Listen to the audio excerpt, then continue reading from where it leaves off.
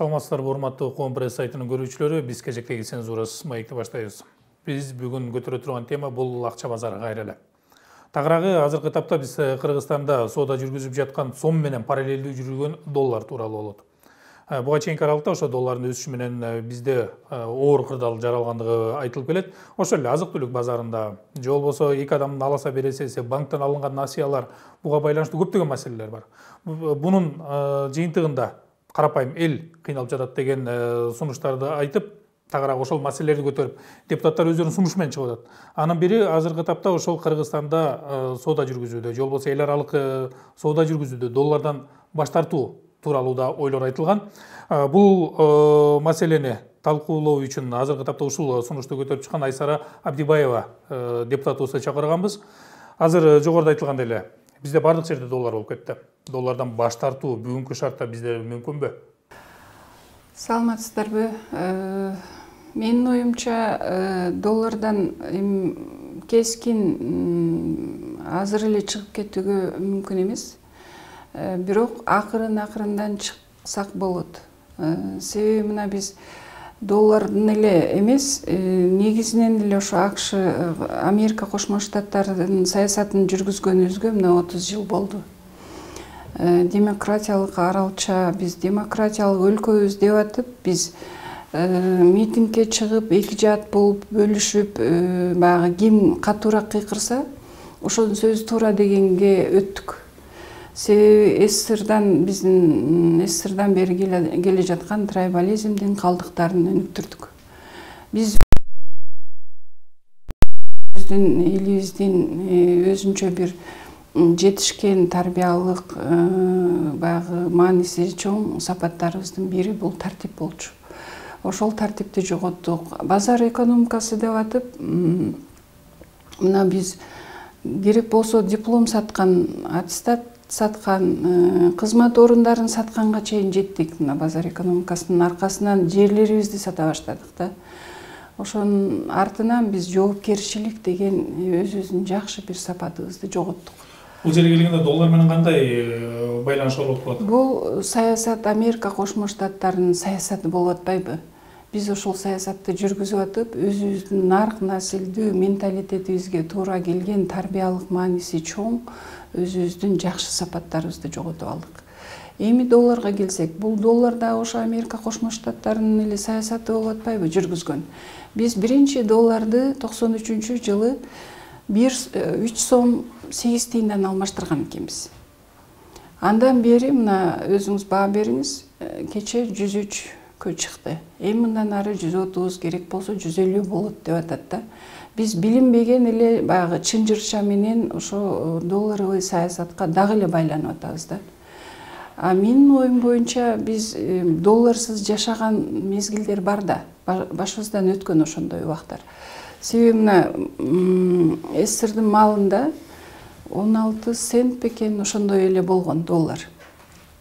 Азыр да бизде баягы доллар менен иштеген ишкерлер, бизнес чөйрөсү бар.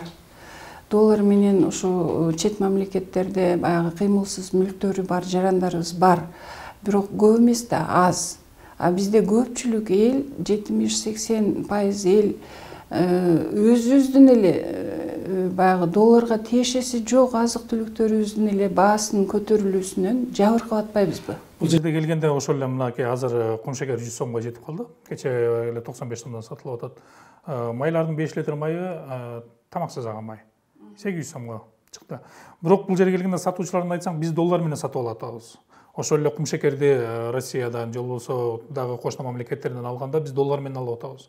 Майды деле доллар менен алып атабыз. Мисалы, мурда 100 долларга алып келген майды биз 85 сомдон эсептеп 1 долларды биз ошого ылайыктуу баасын койчубуз. Азыр биз 1 долларга, мисалы, ошол эле майды долларга сатып келгенде 1 доллардын баасы 105 сом болуп атканда биз айла жок баасын көтөрүп атабыз. Эгерде биз эски баа менен сатсак, кайра биз доллар ала албайбыз. Доллар ала албагандан кийин биз кайра эле чет жактан, ошол эле Россиядан же болбосо Казакстандан, кайсы жактан болсо дагы май ала албай калабыз деп атат.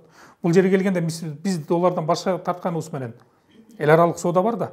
Биз ошол эле бензин, майды сатып алып келебиз. Мына тамак ашыбызды сатып алып жейбиз.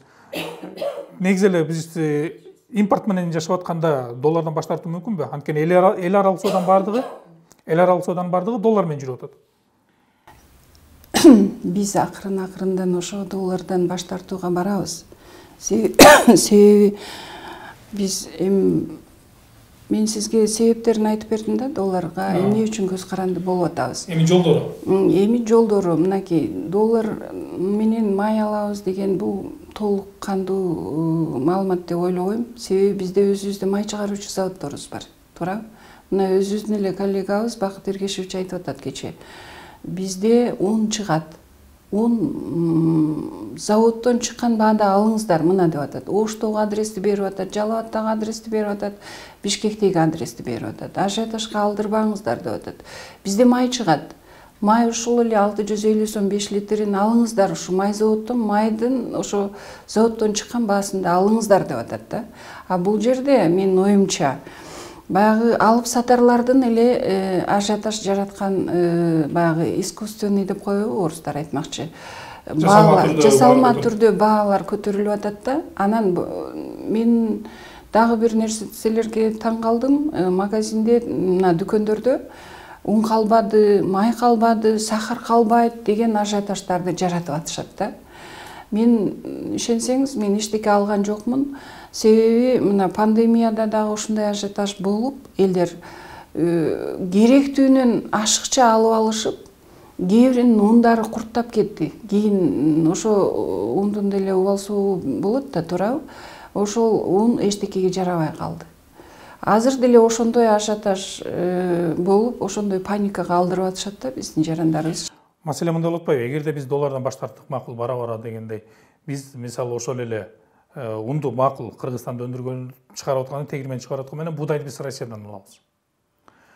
Май болсо Кыргызстанда чыккан май өзүбүздү камсыздай албайт экен толук. Бул боюнча айыл чарба адистер менен да ушул жерде маек курганбыз. Ал жерде да импортко мажбур болот экенбиз. Эми биз импортко мажбур болуп атканда, ошол эле макул Россиядан алганда деле алар рубль менен сатышат. Биз өзүбүздүн сомубуз менен барабыз. Болгону ортодогу чек же болбосо жанагы соодалашуунун валютасы доллар экен. Мисал алсак, 1 тонна буудайды сатабыз, $100 деп коет. Биз $100 азыркы баасы канча? 105 сом. Биз ошо 105 сомдон сатып алганга мажбур болот экенбиз. А эгерде доллардын курсу 85 сомго түшүп кетсе, 85 сомдон сатып алып баштайт экенбиз. Болгону ал жерде эл аралык соодада жанагы курсту белгилөөчү же болбосо баасын чыгаруучу валюта доллар болуп эсептелет. Бул шартта биз доллардан баш тартсак кандай болот? Мүмкүнчүлүгүбүз барбы? Негизи ушундай модель менен жашаган мамлекеттер барбы? Биз азыр кескин доллардан баш тарта албайбыз. Мен акырындык менен деп атам. Акырындык менен. Себеби мен жана айтып кеткен сөзүмдүн акырына чыгып коеюн. Ушул дүкөндөрдө чектөө койсо болот. Мынанча un аласыңар бүгүн, мынанча май аласыңар, ошол жетет силерге деген чектөө коюп коюш керек да. Ошондо элдер баягы акчасы барлар көп алып албайт, берки акчасы аздарга жетпей калбайт. Ошондой чектөөлөрдү киргизүү үчүн бизде тиешелүү органдар бар. Ошолор иштеш керек да. Эми доллардан кандай баш тартабыз? Доллардан толугу менен баш тартып кетиш чындыгында кыйынга турат. Бирок мына биздин бизнес жеке ишкерлерибиз доллар менен иш жүгүртүүсүн жүргүзө берсин. Бирок биздин негизги калкыбыздын баягы 70-80% калкыбыздын жашоо турмушуна зыяны тийбегидей болуп доллар менен жүргүзө берсин. Мына бир эле маселе Өзбекстан деле алайлы да. Банктарында доллар менен кредит бербейт. Биздин да улуттук банктын өзүнүн мыйзамында доллар менен кредит берилбейт деген мыйзам бар. Ошол мыйзамды иштетишибиз керек. Биринчиден, экинчиден мына өзүнүн негизги калкынын керектөөчү азык түлүктөрү менен камсыз кыла алат Өзбекстан. Биз эмнеге камсыз кыла албайбыз? Бизде эт бар, бизде жер бар, буудай айдасак болбойбу? Болот. Өзүбүздөн өндүрүлгөн эле эт, сүт, ушу буудайларга бааны көтөрүп коюп, анан ажиотаж кылып отургандан көрү бир жолун табышыбыз керек да. Биздин ишкерлер, же болбосо мына биздин агро чарба министрлиги ушундай жерлерде өздөрү канчалык деңгээлде элди камсыз кыла алат. Азыр биз 3 айга жетет деп атпайбы биздеги азык түлүк, туурабы? Ошонун эле жолун тапса болот да. Мынандай кылалы. Эми ал азык түлүк коопсуздук болуп калып атат. Биз мисалы эки жарандын ортосунда каласа бересе, соода сатык жанагы материалдык алаканы айталы. Же болбосо мамлекеттер аралык Кыргызстан менен ошол эле Казакстан, Өзбекстан, Тажикстан, Россия кайсыл жактан эмне сатып алабыз? Белоруссиядан, Украинаданбы кайсы жактан бир сатып алабыз, же болбосо тескерисинче биз сатабыз. Ошол жерге келгенде доллардын алмаштыруучу валюта же болбосо бир курал жарак барбы? Экономист катары. Мисалы биз доллар менен эсептешпейли. Биз мындан ары доллар менен эсептешпейбиз. Бизге мисалы твердый валюта деп биз алтында эсептесек болот. Же болбосо да бир башка ыкмалары барбы? Экономист катары белгилесеңиз. Мисалы доллар болду, бизге эч кандай доллар деген сөздү укпайбыз деп макул 10 жылдан кийин деп коелу, бүгүн болбосо дагы. Биз аны үчүн өзүбүздүн акча бирдигибизди, сомубуздун күчүн, туруктуулугун кармашыбыз керек биринчиден. Экинчиден ошо биз Россия, Казакстан, Өзбекстан менен мамилелешиш үчүн бир акча бирдигин белгилеп алышыбыз керек. Акырын-акырындан рубльга өтөбүз деп атпайбызбы? Рубль кандай деңгээлде өзүн ошо биздин мамилелерде канчалык деңгээлде өзүн баягы актап кетет. Же болбосо доллардын курсу, мен сизге өзүм баамда айтайын, мен Кытайга барып жүрдүк, Дубайга барып жүрдүк да, Кытайда эч убакта доллардын курсу өзгөрбөйт. Эмне үчүн өзгөрбөйт? Алар өздөрүнүн мамлекетинин акча бирдиги болгон юанды бардык жактан коопсуздугун карап койгон. Ошондуктан мындай резкий скачок дейби биздегидей болбойт. Мен байкашымча ушу Казакстанда бир жолу болду. И бизде дайыма болот да. Дубайда болбойт. Себеби канча жылына барбасак да бир 2-3 жылда бир Дубайга барабыз. Эч кандай доллардын баягы курсу өзгөрбөйт да. Эми мына Россияда болуп атат, аябай чоң айырма менен болуп атат. Бул дагы болсо мына жалаң эле ошо Россиядагыларга эмес, бизге дагы, Орто Азияга дагы терс таасирин тийгизип атат да. Ошондуктан биз доллардан көз карандылыктан акырын-акырындан чыгышыбыз керек. Мен дагы деле ошол оюмду айтам, себеби биздин жарандарыбыз өзүбүздүн сомубуздун күчүн, өзүбүздүн сомубуздун туруктуулугун, өзүбүздүн азык-түлүк коопсуздугун өзүбүз камсыз кылышыбыз керек. Доллардан чыгуунун рычагдарын айтсаңыз. Мисалы, мен долларга мындайча айтканда байланбашым үчүн, же болбосо ошого муктаж болбош үчүн эмне кылыш керекмин? Же болбосо мамлекет эмне кылып бериш керек? Мен Эрмек Токуров, мен доллардан мага доллар таасир бербей тургандай болуп. Күнүмдүк жашоомдо дагы чет мамлекетке чыксам дагы, берде билим алсам дагы, иштесем дагы мага таасир бербей турган ыкмасы кандай? Макул 5 жылда, 10 жылда ишке ашса дагы. Биздин мамлекетте акча саясатын жүргүзүүчү орган бул Улуттук банк. Улуттук банк өзүнүн ишмердүүлүгүн азыр аябай жакшы бир чоң милдеттерди аткарыш керек элдин алдында. Себеби биздин сомубуздун күчүн жоготпошубуз керек. Сомубуздун туруктуулугун кармап калышыбыз керек биринчи кезекте. Экинчи кезекте доллардан көз карандысыздыктан чыгуунун жолдорун издешибиз керек. Кантип издешибиз керек?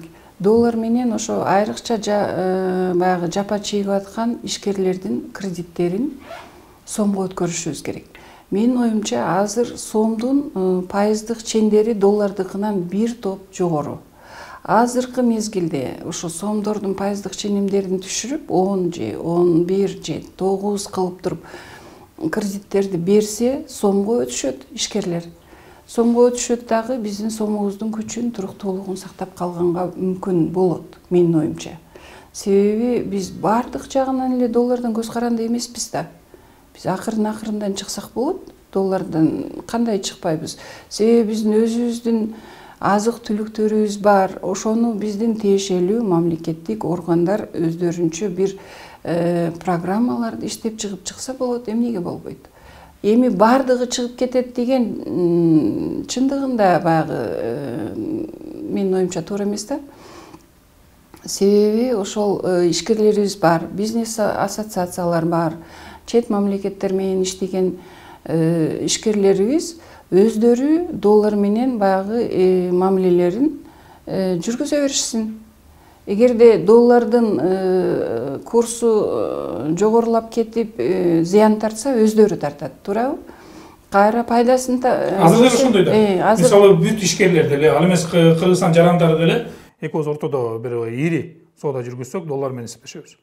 Мисалы, мен сизге машина сата турган болсом, сиз доллар менен сатып аласыз. Же доллар менен баалайбыз. Макул, сом менен албаса бересе кылганда дагы доллар менен баалайбыз. Турак жайда да доллар менен баалайбыз. Ал эмес азыр мейманканалар өздөрүнүн номерлерин суткасына доллар менен баалайт экен. Мисалы, сен бир номерде арендага алып бир түн түнөй турган болсоң, $125. Мисалга айтам. Анан сен $125 калькуляторго базасың да, азыр канча сом болду? $125. Ошону алып барып бересиң.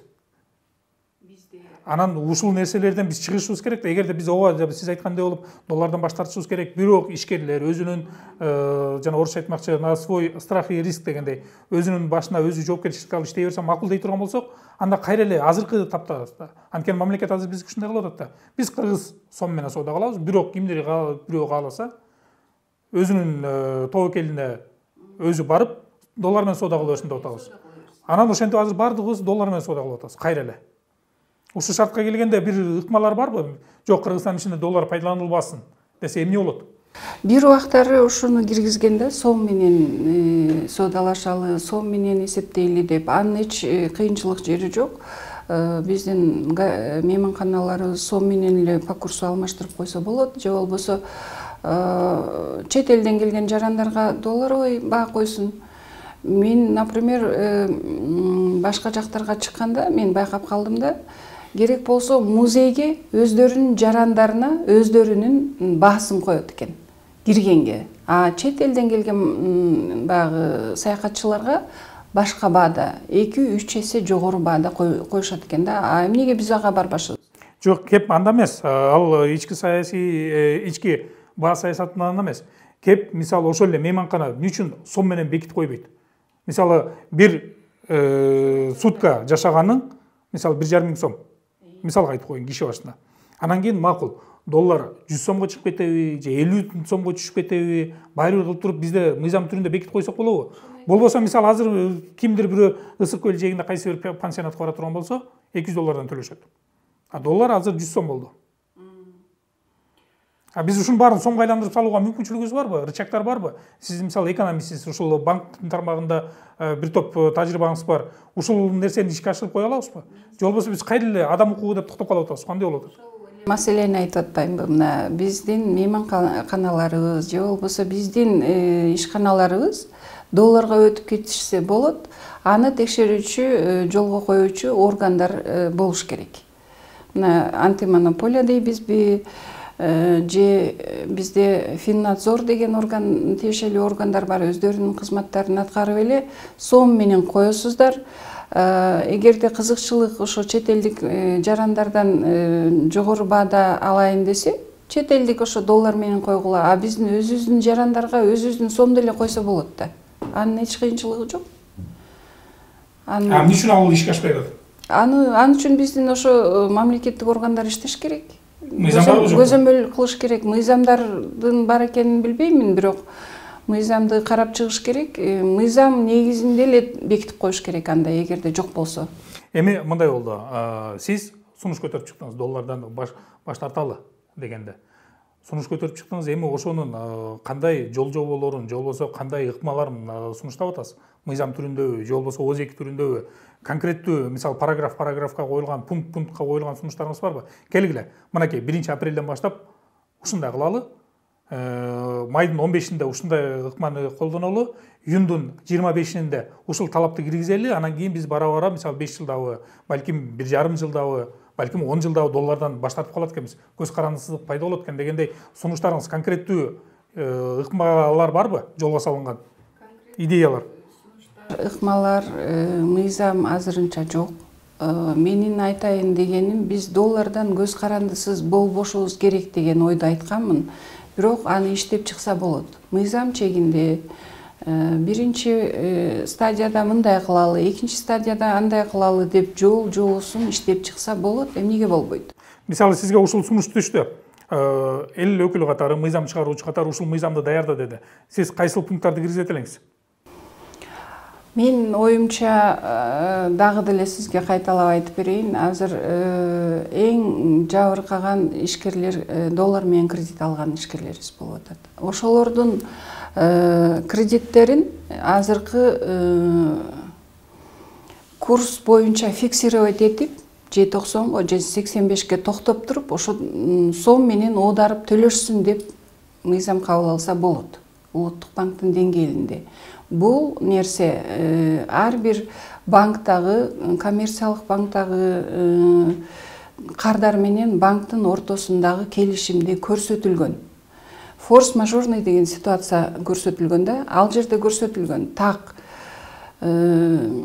эгерде дүйнө жүзүндө согуш, пандемия, жер силкинүү, же жаратылыш кырсыктары болсо, төлөмдөр токтоосуз түрдө токтотулат жана белгилүү бир мөөнөткө жылдырылат деген статья бар да. Ошол статьяга негиздеп эле, азыр Украинада согуш болуп атпайбы, туурабы? Негиздеп эле ошонун негизинде биздин долларыбыз өсүп кетти да. Болбосо бизде 85 менен эле жашап атканбыз. Ошол форс-мажорго таянып туруп эле биздин ишкерлердин укугун коргоп койсо болот.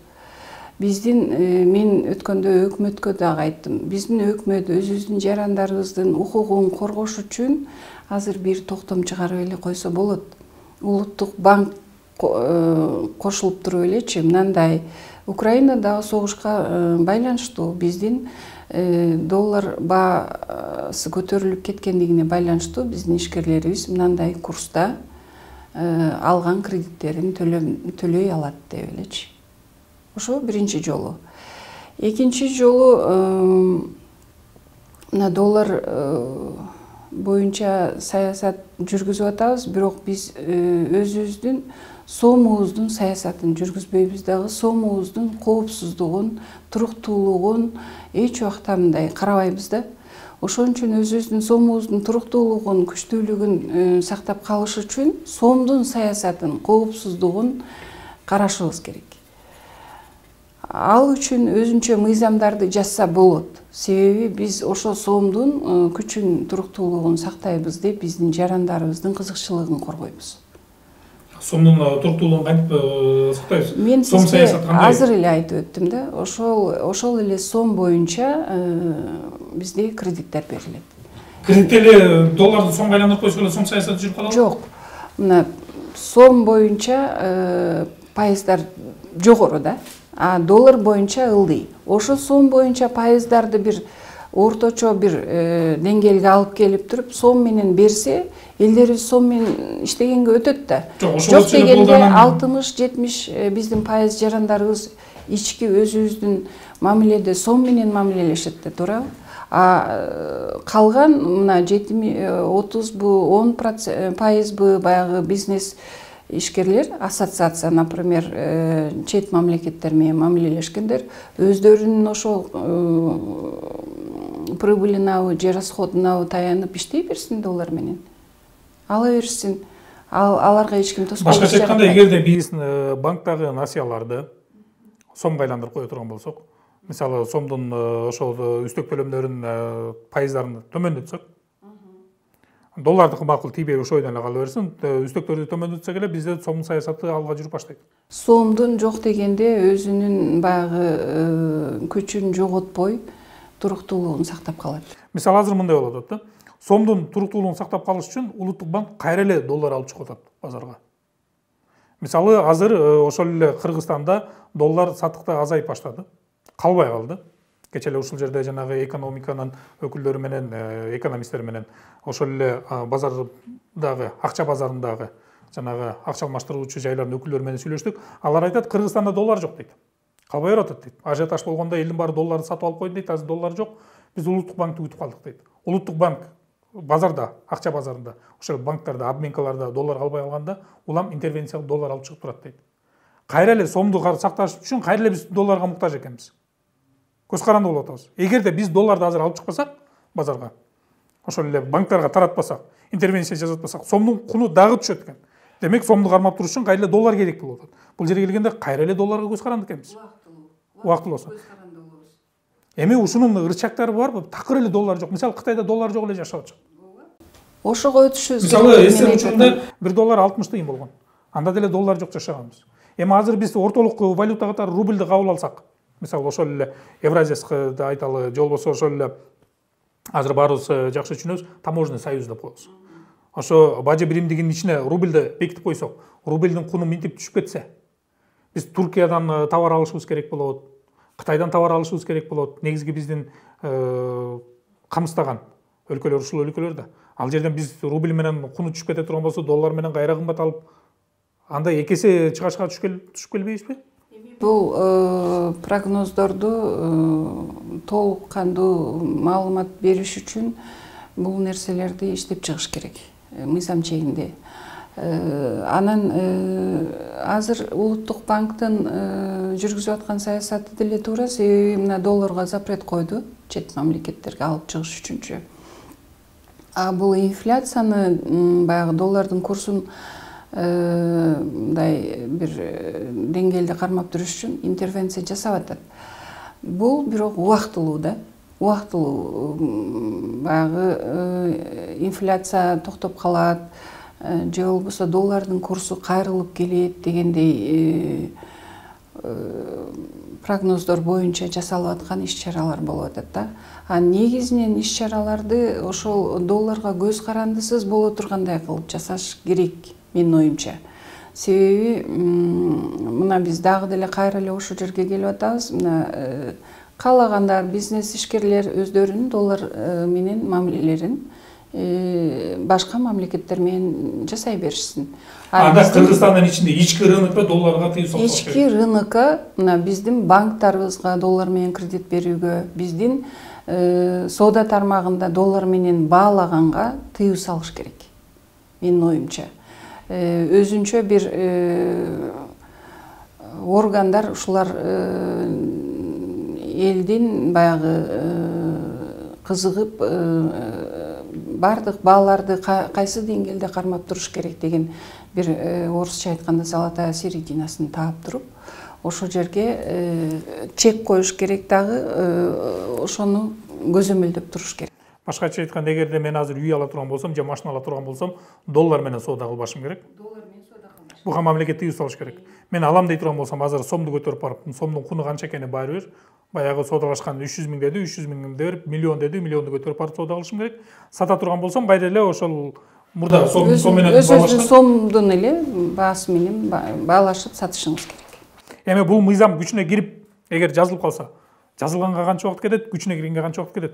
Жазылышын, бул мыйзамдын жазылышын күтүштүн кереги жок. Мен сизге дагы бир жолу айтам, мындай токтоо менен мезгилдерде биздин өкмөтүбүз өзү эле баягы